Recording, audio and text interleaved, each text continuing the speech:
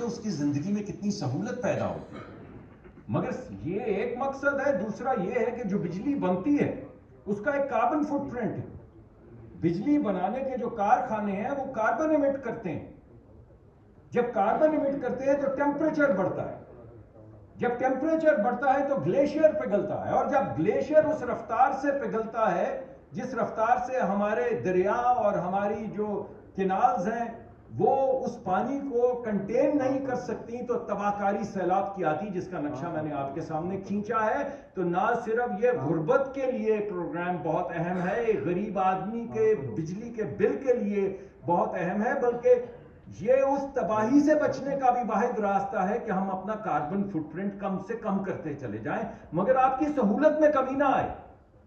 پنکھا چلے گا تو آپ کو تو ہوا ملے گی نا, بالخصوص غریب لوگوں کو. وہ تو ایئر کنڈیشنر نہیں لگاتے, ان کا تو واحد سہولت ان کے پاس پنکھا ہے بھائی. تو پنکھے کی سہولت بھی رہے, بجلی کا بل بھی کم ہو جائے, اور وہ تباہ کاری بھی نہ ہو جس سے اصل میں متاثر تو غریب ہی آدمی ہوتا ہے. کبھی کسی امیر آدمی کو بہتے کسی نے دیکھا ہے؟ کبھی کسی سیلاب کی تباہ کاری میں کسی نے کسی امیر آدمی کو بہتے دیکھا ہے؟ ہاں, ایک آدھ موٹر گاڑی آپ کو نظر آ جاتی ہے, اور ہم دعا گو ہیں کہ ایسے نقصانات نہ ہوں, مگر جو بڑی تباہی آتی ہے وہ تو غریب بستیوں کی آتی ہے. جو کوئی دریا کنارے آباد ہے, کسی کا گاؤں ہے, کسی کے 2 جانور ہیں, یعنی لائیولیہڈ بھی برباد ہو جاتا ہے.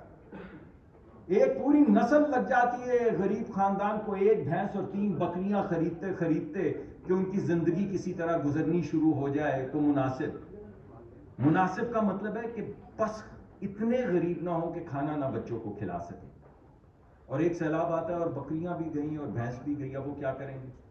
ایک سیلاب آیا تو فصل 5 ایکڑ کی تباہ ہو گئی, نہ پیسے تھے اس کے بعد بیج خریدنے کے, نہ فرٹیلائزر خریدنے کے.